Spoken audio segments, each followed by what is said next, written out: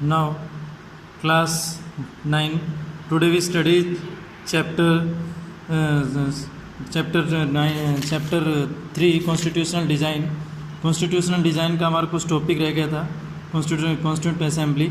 Now we study about constituent assembly. The drafting of the document called the constitution. हमारा जो constitution को जो draft किया गया था डॉक्यूमेंट के रूप में, this is known as constitution. यानी कॉन्स्टिट्यूशन की ड्राफ्टिंग करना ही कॉन्स्टिट्यूशन कहलाता है. जिस डॉक्यूमेंट की ड्राफ्टिंग की गई थी, the drafting of the document called constitution was done by N assembly. एक असेंबली द्वारा की गई थी जिसमें इलेक्टेड रिप्रेजेंटेटिव्स, चयनित प्रतिनिधि शामिल थे,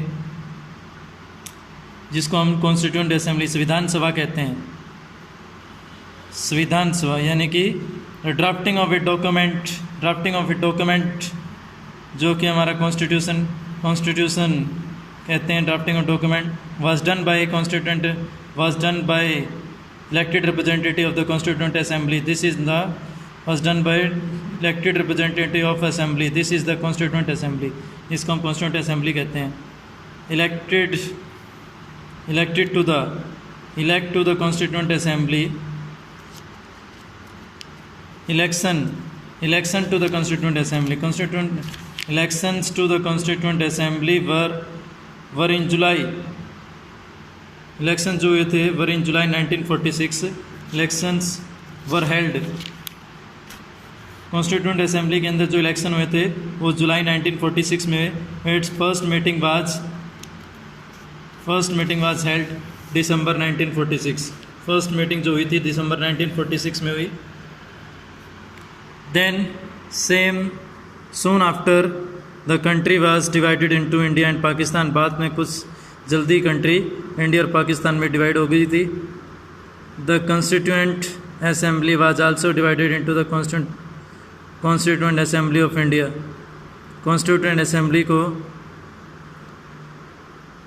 constituent assembly was also divided into constituent assembly of India. संविधान सभा को भारतीय संविधान सभा के रूप में विभाजित किया गया. And that of the Pakistan assembly of India यानी कि भारतीय और पाकिस्तान की संविधान सभा के रूप में इसे विभाजित किया गया. The constituent assembly was divided into constituent assembly of India and that of Pakistan. Bharat और पाकिस्तान की अलग अलग असेंबली के रूप में इसे डिवाइड किया गया. The constituent assembly that wrote the Indian constitution eight 299 members. Constituent assembly जिसमें संविधान सभा के अंदर 299 मेंबर शामिल थे. The assembly adopted the constitution on 26 November 1949. Assembly ने संविधान को अपनाया 26 नवंबर 1949 को. But it came into affect on 26 जनवरी 1950. लेकिन ये फोर्स में लाया गया था 26 जनवरी 1950 को. लेकिन इसको फोर्स में 26 जनवरी 1950 को लाया गया. टू मार्क दिस डे, इस डे को मार्क करने के लिए, to mark this day we celebrate 26 January as republic day. इसी डे को हम डे के दिन हम मार्क किया गया, सेलिब्रेट यानी कि हम गणतंत्र रिपब्लिक डे को एवरी ईयर हम रिपब्लिक डे के रूप में से इस डे को मनाते हैं, सेलिब्रेट करते हैं.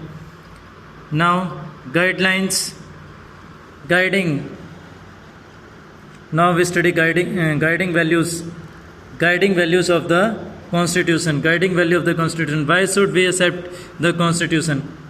हम कॉन्स्टिट्यूशन को क्यों एक्सेप्ट करते हैं? Made by constituent assembly more than 50 years ago. 50 साल पहले बनाए गए कॉन्स्टिट्यूएंट असेंबली द्वारा 50 साल पहले कॉन्स्टिट्यूएंट असेंबली द्वारा बनाए गए संविधान को हम क्यों मानते हैं? The constitution does not reflect the views of its members. Constitution अपने मेंबर्स की व्यूज़ को रिफ्लेक्ट नहीं करता है. मेंबर्स की व्यूज़ अकेले मेंबर्स की व्यूज़ को रिप्रेजेंट नहीं करता है. कॉन्स्टिट्यूशन जिन मेंबर्स द्वारा बनाया गया था उन मेंबर्स की व्यूज़ को अकेले उन मेंबर्स की व्यूज़ को रिप्रेजेंट नहीं करता है. It expresses a broad consensus of its time. ये एक ब्रॉड कंसेंस, उस टाइम के एक ब्रॉड कंसेंस को बताता है. The second reason for accepting the constitution. Second reason हमारा कॉन्स्टिट्यूशन का बेस्ट रीजन क्या है? It reflect not only the members of the constituent assembly, it expresses the broad consensus of its time. अपने समय की विस्तृत विचार व्यक्त करता है, समय के विस्तृत समर्थन देता है. द सेकेंड रीज़न हमारा जो कॉन्स्टिट्यूशन को एक्सेप्ट करने का है, the second reason for accepting the constitution is that the constituent assembly represented the people of India. Second reason हमारा कॉन्स्टिट्यूशन को एक्सेप्ट करने का ये है कि कॉन्स्टिट्यूंट असेंबली जो हमारी ये संविधान सभा है वो हमारे लोगों को रिप्रेजेंट करती है, इंडियन लोग पीपल्स को रिप्रेजेंट करती है। There was no universal franchise, इसमें कोई भी सार्वभौमिक वैश्विक मताधिकार नहीं है। उस टाइम का किसी भी तरह के सार्वभौमिक वैश्विक मताधिकार को इसमें शामिल नहीं किया गया। So that the constituent assembly could not have been chosen directly, जिसके कारण हम कॉन्स्टिट्यूंट असेंबली को डायरेक्टली चूज़ नहीं करते हैं। So that the constituent assembly could not have been chosen directly by the all the people of India. इसी कारण there was no universal adult franchise at that time, उसमें किसी तरह के यूनिवर्सल, साथ में कॉन्स्टिट्यूंट असेंबली के अंदर could not have been chosen, इसमें सभी पीपल्स को डायरेक्टली चूज़ नहीं किया गया, सभी लोगों को। The assembly was dominated by the Indian national Congress, assembly के अंदर जो डोमिनेशन था इंडियन नेशनल कांग्रेस पार्टी का था। That lead India's freedom struggle, जिसने कि इंडिया की आज़ादी को लीड किया था, आज़ादी के लिए इंडिया को लीड किया था। इन सोशल टर्म्स के अंदर भी the assembly represented members from different language, साथ में सोशल टर्म्स में भी हमारी जो कॉन्स्टिट्यूंट असेंबली है represented members from different language, अलग अलग लैंग्वेज, कास्ट और क्लासेस और रिलीजन्स के सदस्यों को रिप्रेजेंट करती है। क्लासेस, रिलीजन एंड ऑक्यूपेशंस को बताती है। Finally the manner in which at last जिस मैनर में in which the constituent assembly worked, जिस मैनर में कॉन्स्टिट्यूंट असेंबली ने काम किया है, सैंक्टिटी टू द कॉन्स्टिट्यूशन, उसको कॉन्स्टिट्यूशन की अनुमति परमिशन दी गई है, उसको इम्प्लीमेंट करने की परमिशन मिली गई है। फिलोसफी ऑफ द कॉन्स्टिट्यूशन, हमारी कॉन्स्टिट्यूशन की क्या फिलोसफी है, क्या कुछ कॉन्स्टिट्यूशन का दर्शन है, दर्शन शास्त्र क्या बताता है, दर्शन शास्त्र, संविधान का दर्शन शास्त्र। तो philosophy, various values that inspired and guided the free struggle and were in turn values that inspired and guided, जो वैल्यूज इंस्पायर और गाइड करती हैं, and guided the freedom struggle, जो वैल्यूज़ इंस्पायर करती हैं, हमें गाइड करती हैं फ्रीडम स्ट्रगल के लिए। एंड वर इन टर्न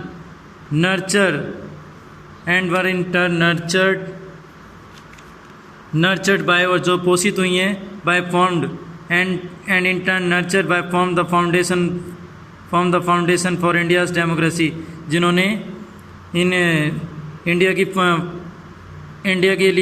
की फाउंडेशन रखी है, form the foundation of India, Indian democracy की फाउंडेशन रखी है।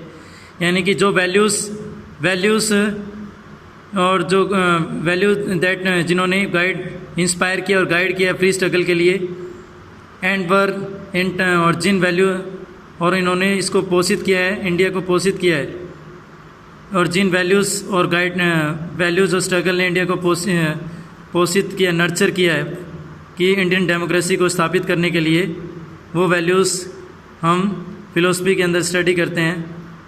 These values are embedded in the preamble of the Indian constitution, इन वैल्यूज़ को हमारे इंडियन प्रेम्बल इंडियन प्रस्तावना के अंदर इसमें शामिल किया गया, इंडियन प्रेम्बल्स में शामिल किया गया है, इंडियन कॉन्स्टिट्यूशन की प्रेम्बल के अंदर इनको इंक्लूड किया गया।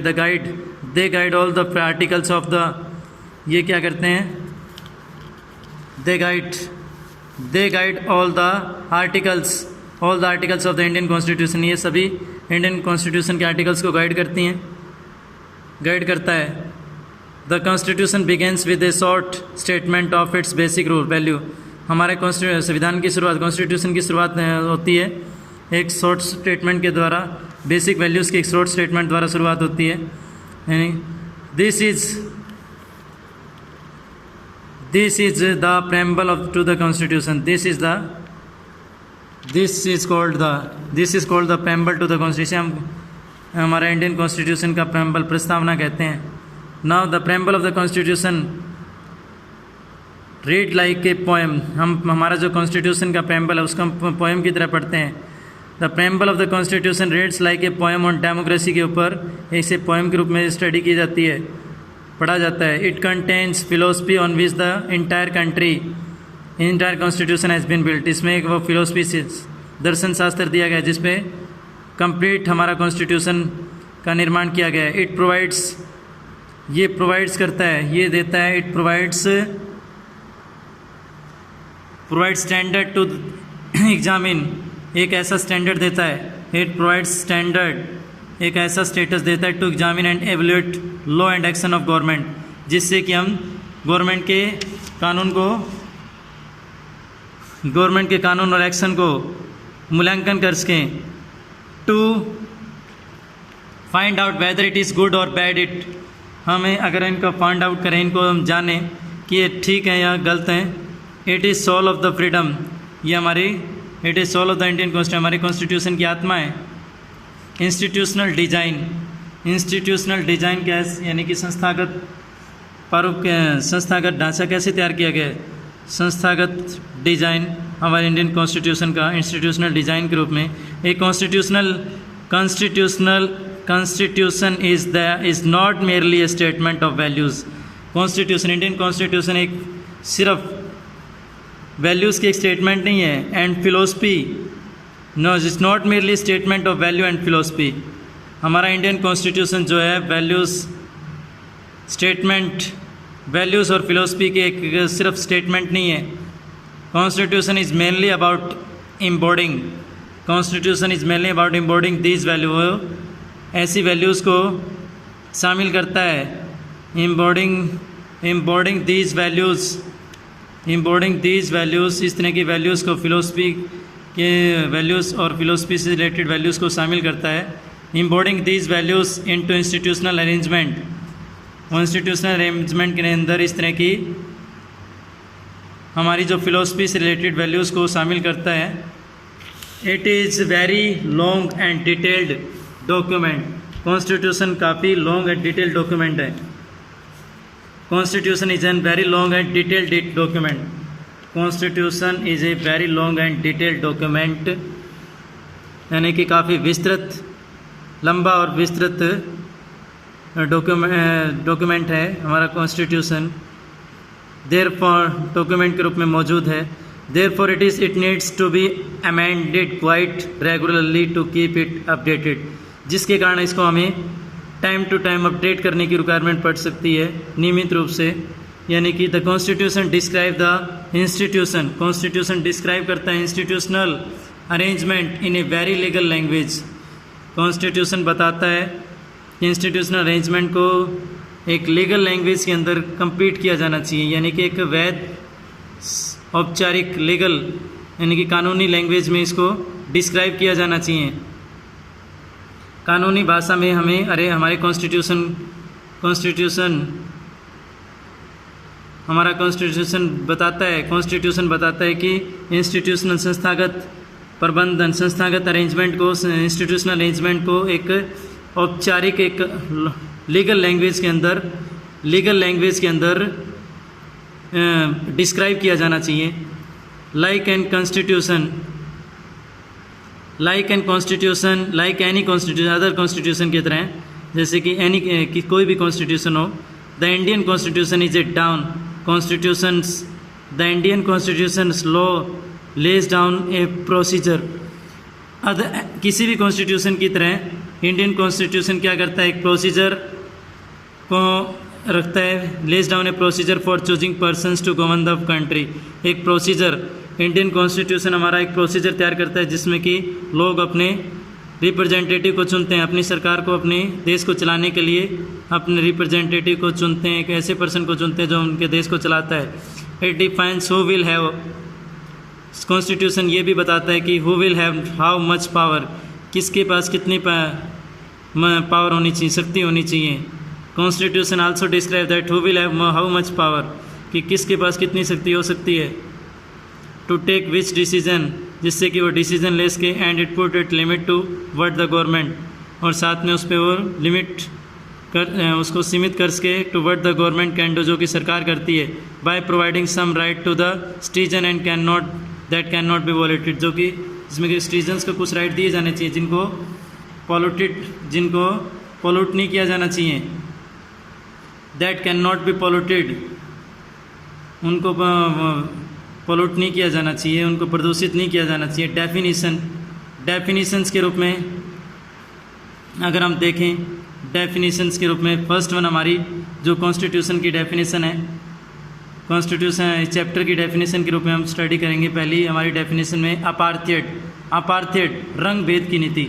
अपार्थेड क्या है, यानी कि जिसमें कि लोगों के साथ कलर डिस्क्रिमिनेशन की जाती है, कलर के पॉइंट ऑफ व्यू से, जैसे कि हमने नेल्सन मंडेला ने जिसके अपार्थेड के खिलाफ स्ट्रगल किया था साउथ अफ्रीका के अंदर, और बाद में उन जैसे ही उन्होंने आफ्टर सम ईयर्स को प्रिजन के अंदर स्पेंड करने के बाद वो बाहर निकले तो उन्होंने अपार्थेड पॉलिसी को टोटली साउथ अफ्रीका से समाप्त कर दिया था, फिनिश कर दिया था, ख़त्म कर दिया था।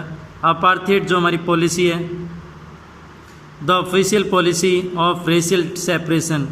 अपार्थेड क्या है, एक औपचारिक नीति है, official policy of racial separation, यानी कि एक औपचारिक नीति है रेशियल सेपरेशन की, यानी कि जातिगत रूप से लोगों को अलग करने की, and ill treatment of blacks followed by the government, जिसमें कि ill treatment of black followed by the government of South Africa between 1948 and 1989। हमारी जो अपार्थेड की पॉलिसी है रेशियल सेपरेशन को बढ़ावा देती है, जिसमें कि लोगों के साथ इल ट्रीटमेंट, यानी कि लोगों के साथ रेस कलर डिस्क्रिमिनेशन की जाती है। Ill treatment of black followed by the government of South, जिसमें कि इल ट्रीटमेंट यानी दुर्व्यवहार किया गया था, एक तरह से गलत रूप से साउथ अफ्रीका के ब्लैक पीपल्स के साथ इस तरह के अपार्थेड पॉलिसी को लागू करके उनके खिलाफ उनके साथ डिस्क्रिमिनेशन किया गया था, भेदभाव किया गया था। साउथ अफ्रीका के अंदर ये policy government of South Africa between 1948 and 1949 के बीच इस तरह की पॉलिसी देखी गई थी। 1948 और 1949 के बीच, यानी कि 1948 और 1989 में साउथ अफ्रीका के अंदर अपार्थेड नाम की पॉलिसी को ऑफिशियल रूप से इम्प्लीमेंट किया गया था।